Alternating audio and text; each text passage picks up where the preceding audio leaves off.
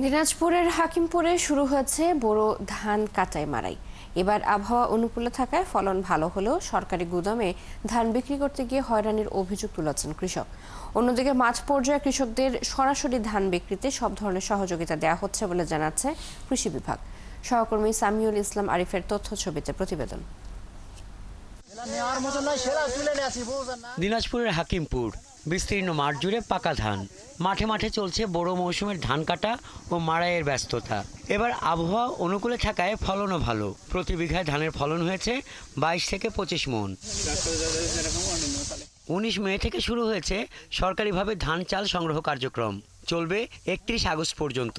সরকার নির্ধারিত প্রতি মণ ধানের দাম 1440 টাকা। তাই সরকারি গুদামে সরাসরি ধান বিক্রিতে আগ্রহী কৃষক।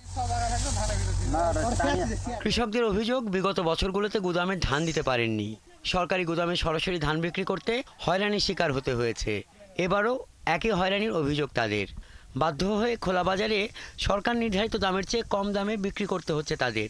এতে লোকসানে পড়ার কথা বলছেন তারা। কীটনাশক ওষুধের দাম বেশি, মানে ধান বিক্রি করতে দাম পাচ্ছি না, কিষানের দাম বেশি। যারা ধান কিনতেছে এরাই মানে করে এরাই নিজেরা কিছু মানে এখানে আকাশের গতি থেকে এখন দাম মাত্রাকে যে আকাশে আমরা ধান চাতাল করতে পারতেছি। আগে ছিল হচ্ছে 1250-1300 টাকা, আর এখন সিন্ডিকেটের মাধ্যমে এখন এই জিনিসটা চলে আসছে 1000, 1050, 1100 টাকা।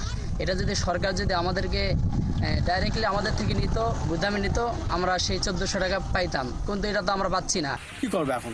ওই নিয়ে যা কি গুদাম থাকবে, এটা দেয় ওটা হয় না, এটা হয় না, বড় খুব সমস্যার মধ্যে আছে। ওই জন্য আমরা যাই না, কেটে যা হয় তাই এখন কাটে মানে দিয়ে এখন যা এইটাই। সরকার তো ধান আমাদের কাছে নেই না, এখন যদিও নিতে চাই কত তার প্যাক না। সিন্ডিকেটের কথা অস্বীকার করে ধান ব্যবসায়ীদের অভিযোগ, ধানের মান নিয়ন্ত্রণের কারণে দামের কিছুটা হেরফের হচ্ছে। আমরা প্রকারভেদে বিভিন্ন ধরনের ধান কিনতেছি। কয়েকদিন আগে যখন আবহাওয়া ভালো ছিল তখন আমরা ধান কিনলাম 1350 টাকা, 60 টাকা। হঠাৎ করে গত 3 দিন থেকে আবহাওয়া খারাপের জন্য আমরা প্রকারভেদে বিভিন্ন প্রকার ধান, সর্বোচ্চ ধান কিনতেছি আমরা 1220, 30, 50 টাকার মধ্যে।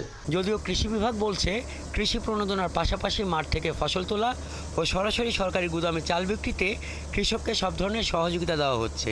চলতি বড় মৌসুমে 7623 হেক্টর জমিতে বড় আবাদের লক্ষ্যমাত্রা নির্ধারণ করা হয়েছিল, কিন্তু আমরা আমাদের অর্জন করতে পেরেছি 7624 হেক্টর জমিতে।